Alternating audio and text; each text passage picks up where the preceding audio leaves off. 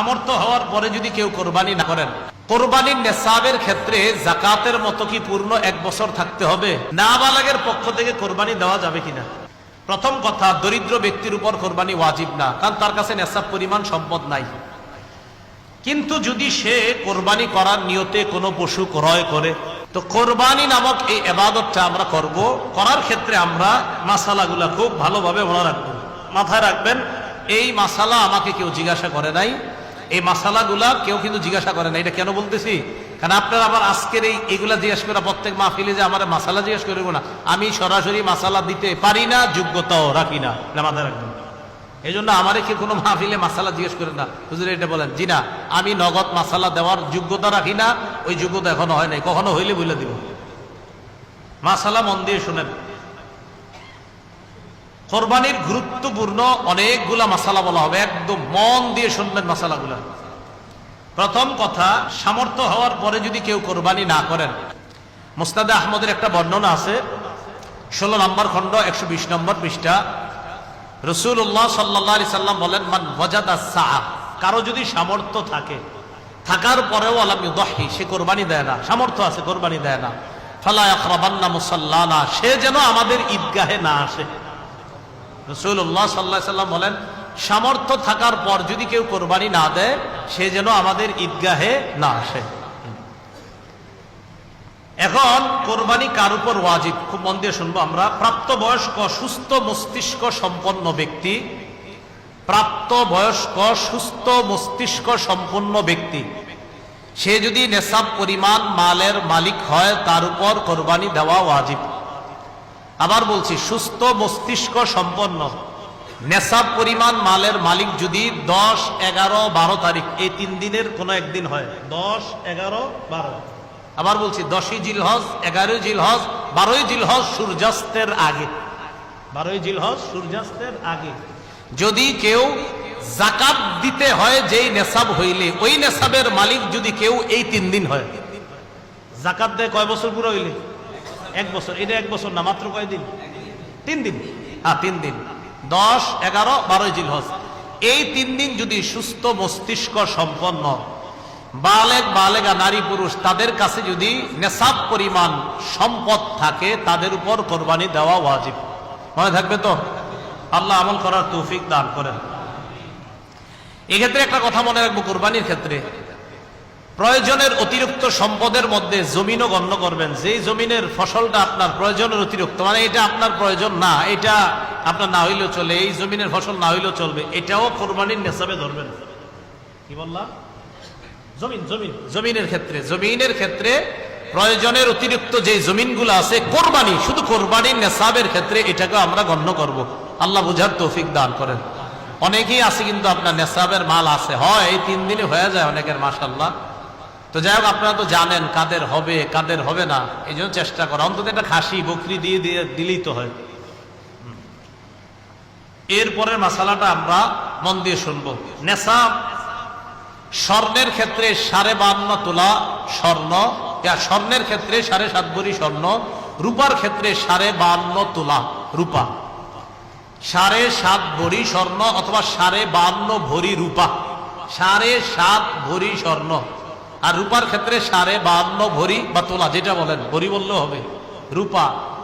এখন কথা হলো, কারো কাছে কিছু স্বর্ণ আছে, কিছু রূপা আছে, কি আছে বলেন তো? কিছু স্বর্ণ, কিছু রূপা, কিছু টাকা পয়সা আছে, এই সবগুলা মিলাইলে যদি 52.5 তোলা রূপার সমপরিমাণ হয়, কারো কাছে কিছু টাকা আছে, কিছু স্বর্ণ আছে, কিছু রূপা আছে, সবগুলা মিলাইলে তার কাছে 52.5 তোলা রূপার সমপরিমাণ অর্থ আছে, তার উপরও কোরবানি ওয়াজিব।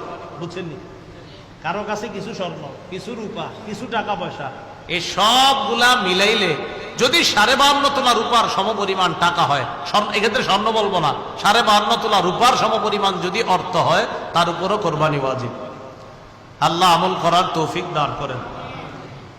মাসালা, কোরবানির নেসাবের ক্ষেত্রে যাকাতের মতো কি পূর্ণ 1 বছর থাকতে হবে? না, পূর্ণ 1 বছর থাকতে হবে না। কোরবানির নেসাব শুধুমাত্র আপনার 10, 11, 12 এই 3 দিন জিলহজের। আর জিলহজের 12 তারিখ কি পর্যন্ত জানি? হ্যাঁ, সূর্যাস্ত পর্যন্ত, এই 3 দিন। এবার আসেন নাবালেগের কোরবানি।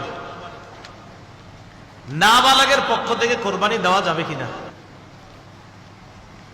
নাবালক যদি নেশাব পরিমাণ মালের মালিক হয়, নাবালক যদি নেশাব পরিমাণ মালের মালিক হয়, শিশু কিশোর অথবা সুস্থ মস্তিষ্ক সম্পন্ন ব্যক্তি না, এমন ব্যক্তির টাকা পয়সা আছে।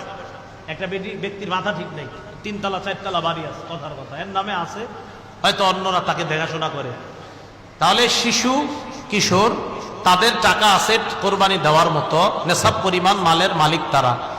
আরেকজন যার সুস্থ মস্তিষ্ক নাই কিন্তু টাকা আছে, নেশাব পরিমাণের মাল এই সম্পদ আছে যেটা দিয়ে কোরবানি দেওয়া যায়, তাদের উপর কোরবানি ওয়াজিব না। বলেন তাদের উপর কোরবানি? তাহলে বলেন তো, কোন শিশুর নেশাব পরিমাণ মাল আছে, কোরবানি ওয়াজিব না। কোন অসুস্থ যার মস্তিষ্কটা সুস্থ না, তারও নেশাব পরিমাণ মাল আছে, কোরবানি ওয়াজিব। কারণ কোথেকে বের হয়েছে? বর্তমান হিসাব অনুযায়ী প্রায় 78 কিলোমিটারের কাছাকাছি।